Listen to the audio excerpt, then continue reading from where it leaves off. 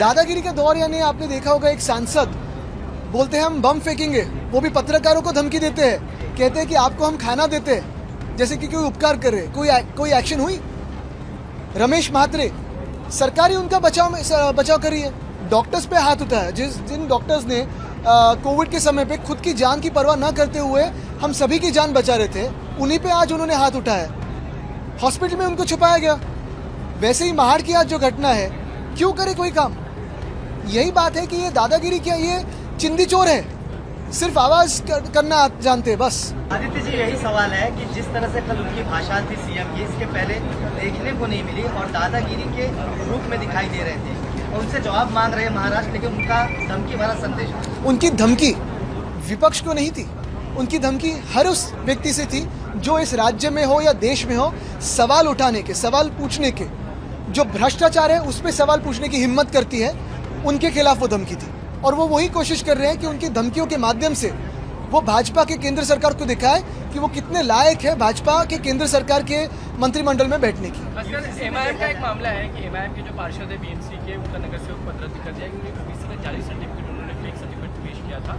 ये मामले को किस तरीके से देखते हैं? ये सर्टिफिकेट देते कौन है? उनको क्यों नहीं आप अरेस्ट करते? दोनों चीज़ है ना। तो जो नकली सर्टिफिकेट लाता है उस पर भी कार्रवाई हो, जो नकली सर्टिफिकेट देता है उस पर भी कार्रवाई हो।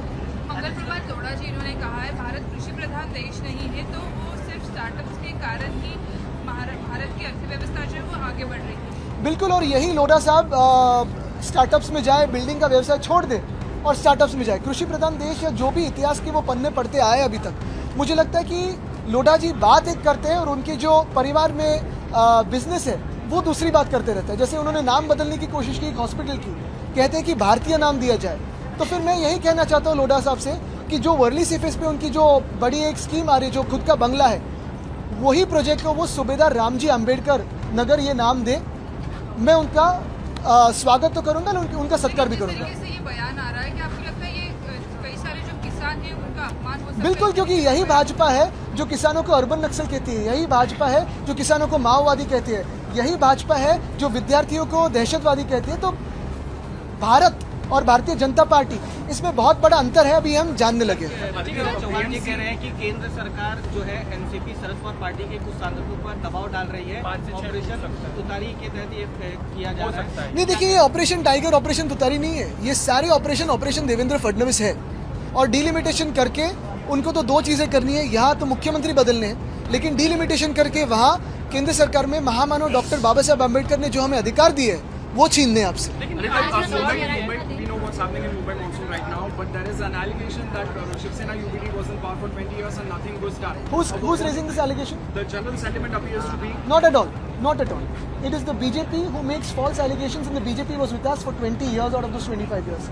For the last 12 years, the BJP has been in power.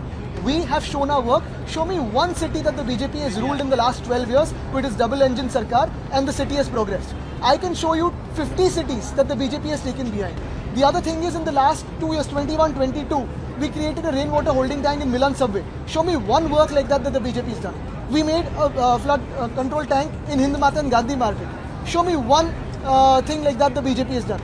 We started working on desalination so that we don't remain monsoon dependent. Show me one work like that the BJP has done apart from creating religious polarization. Sir, UCC को लेके आपकी राय जाननी है, क्योंकि जिस तरीके की समिति गठित की है उसमें एक भी माइनॉरिटी कम्युनिटी का सदस्य इसमें शामिल नहीं है। मेरी सिर्फ दो राय है यूसीसी पे। पहली राय यही है कि मुख्यमंत्री महोदय ने कहा है कि वही टेबल करेंगे नागपुर में।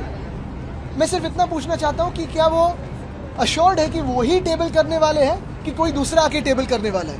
और दूसरी बात ये है जो मैंने कल कहा कि आपने देखा होगा राम मंदिर पे जो सवाल उठाए गए, राम मंदिर का जो भ्रष्टाचार है, राम मंदिर की दान पेटी से चोरी हुई है, उज्जैन की भूमि में चोरी हुई है, अभी बद्रीनाथ की दान पेटी से चोरी जो है वो भी आगे आ रही है।